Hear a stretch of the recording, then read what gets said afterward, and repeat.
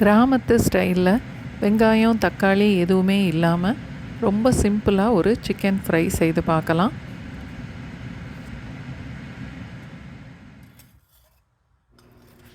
ரெண்டு 3 table spoon அளவுக்கு நான் நல்லெண்ணெய் சேர்க்குறேன். எந்த எண்ணெய் வேணாலும் சேர்க்கலாம். 1 டீஸ்பூன் கடுகு, 1 டீஸ்பூன் உளுந்தம்பருப்பு,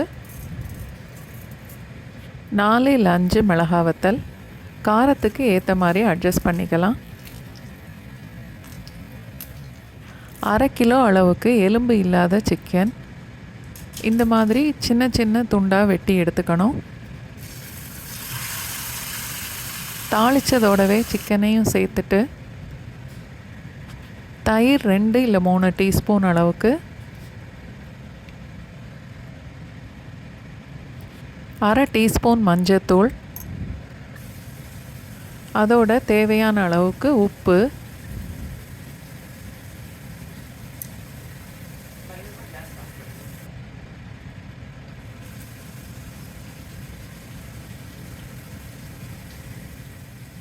எல்லாம் சேர்த்து நல்லா கலந்துட்டு மூடி போட்டு வேக விடணும்.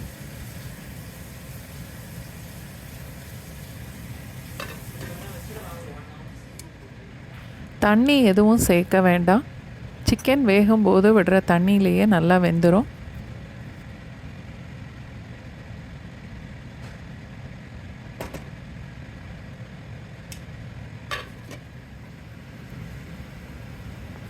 சிக்கன் நல்லா வெந்துருச்சு. இப்போது அடுப்பை மீடியம் ஃப்ளேமை விட கொஞ்சம் கூட வச்சுட்டு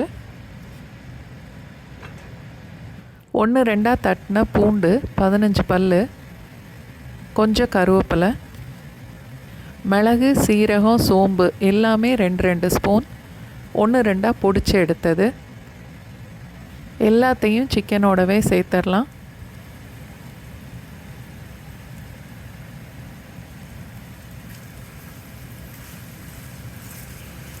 எல்லாம் சேர்த்து நல்லா கலந்துட்டு சிக்கன் கொஞ்சம் செவந்து வர்ற வரைக்கும் வதக்கணும்.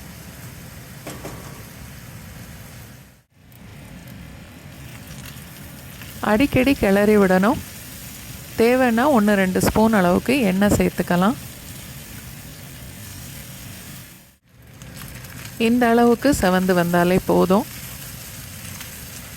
இந்த சிக்கன் சாம்பார் சாதம், ரசம் சாதம், மோர் குழம்பு எல்லாத்தோடையுமே சேர்த்து சாப்பிட்றதுக்கு ரொம்ப நல்லாயிருக்கும்.